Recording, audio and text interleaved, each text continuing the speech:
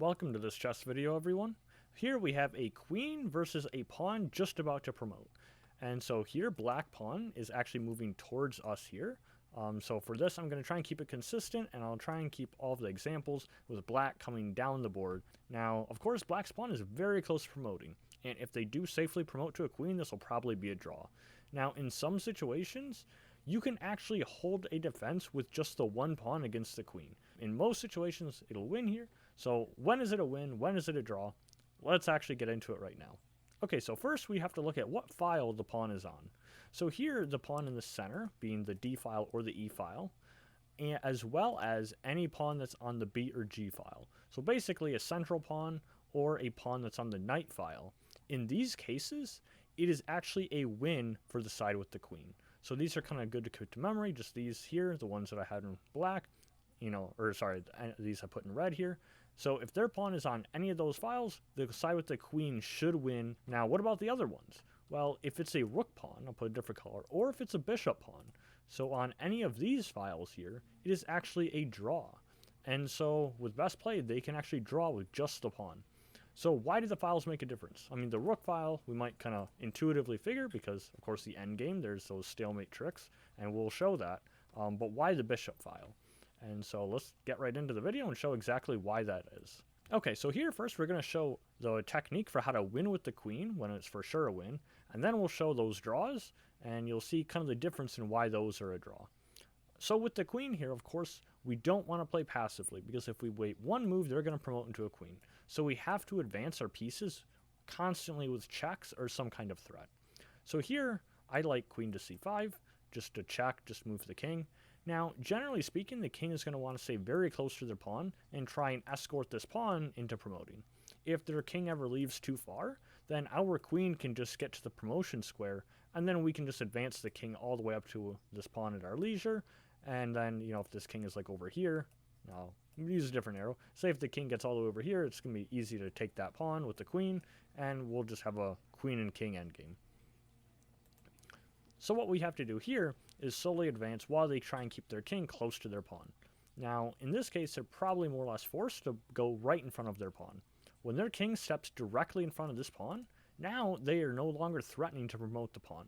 And so that's the moment where now we advance our king. And, even if our king was on h8, the exact same thing applies. We'll just advance slowly, one turn at a time by repeating this cycle, and we'll slowly inch our king closer and closer. So here they get out of the way, now threatening promotion, and so of course we have to follow up with a check. And so we go queen to e3 check, and again they have to step in front of their pawn. If they were to ever move the other way, then we would just take the pawn, and of course we have a winning endgame here. So they block with their, their own pawn with their king. Now we step forward with our king. And you can see it's very simple at this point, because now wherever they go, we're just going to take this pawn with the queen, they have to move, and then very shortly we have a checkmate. So it's pretty easy to see in that case how you can win fairly quickly. Now, of course, in that case we were kind of easy by slowly advancing our queen and king. Sometimes we will have to pin their pawn, and we'll kind of see that a little bit more likely when they have a knight pawn. So here let's have a knight pawn, and we'll show kind of more or less the same thing, where we'll see this pattern more on how we slowly creep our pieces closer and closer to this pawn. So this, just like I mentioned earlier, is still a win for the side with the queen.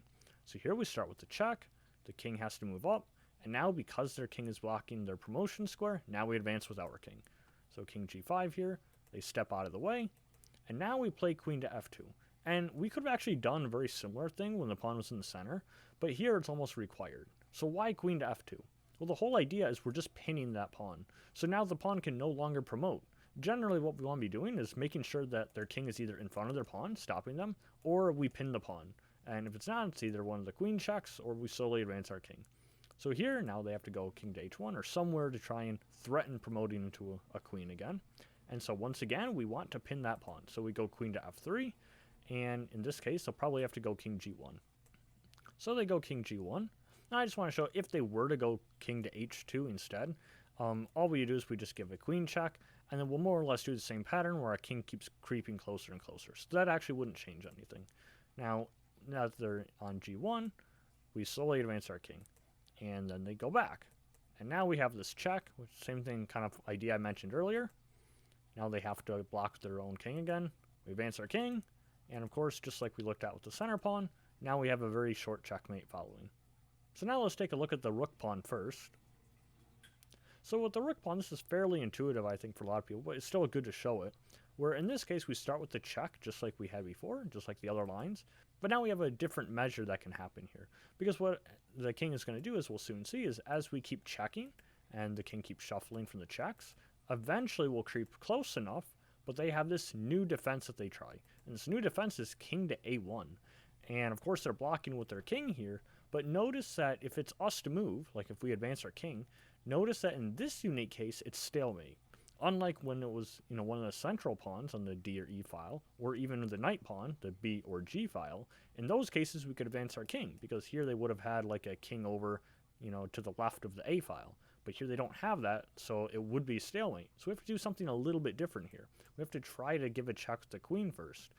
But they'll move the king out of the way, and the best we have is a check. And unfortunately for white, the side with the queen, they can block back in the corner again, and we actually cannot make progress. So in this case, it is a draw because the king keeps hiding in the corner and basically threatening stalemate.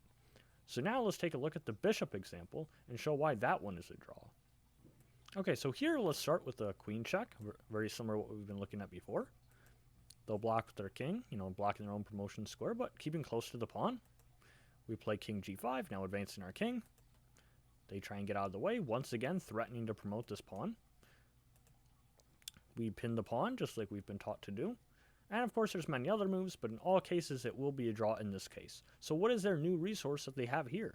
So when it's a bishop pawn that's on the 7th or 2nd rank, in this case now they have the king to the corner. And very similar to the rook pawn, we actually cannot take this pawn. Because notice that if we take this pawn right here, this is a stalemate because they have no legal moves. Now what if they don't take it, right? Because of course you don't have to take right away. Well, the problem is we can try and give a check, say queen c1 check, but they'll just shuffle very close to their pawn. And we can try check from a distance, but again, they'll keep threatening to promote. And we can try and pin the pawn once again, but now they'll hide back in the corner again. And just like with the rook pawn, we cannot make progress here, and this position is a draw. So kind of summarizing what we looked at here, in almost all situations here, whenever you have their pawn on one of the central files or on the file of a knight, in those cases, the side with the queen will win all the time. Now, for the other ones, the rook pawn or the bishop pawn, that is almost always a draw.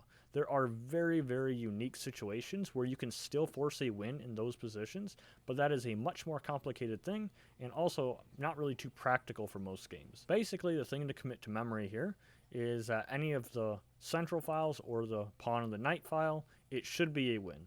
And in the other cases, it'll most likely be a draw. Very useful in pawn endgames because say you have some other pawns here and you're not sure which one you want to be promoting. Maybe you have like a choice between two pawns and one of them has to, run towards promotion and the other one gets left behind. In that case, based on, what endgame you want, if you're the side with the queen or if you're the defending side, then you'll have a better idea which pawn you actually want to advance. I think it's something kind of intuitive is most people try and save their central pawn, but not always is that best because let's say you're black defending here and let's say they have a C pawn that's now got all the way up to C2. Well, because of our rule, we know that this will probably be a draw regardless. So if I'm defending as black, I want that pawn. Whereas if I had, say, like a B pawn or even a D pawn, especially a D pawn because it's more centralized, that's a win for the side with the queen. So these are nice little patterns to keep in memory. I hope this endgame has helped a lot of people, and I will see you in the next chess video.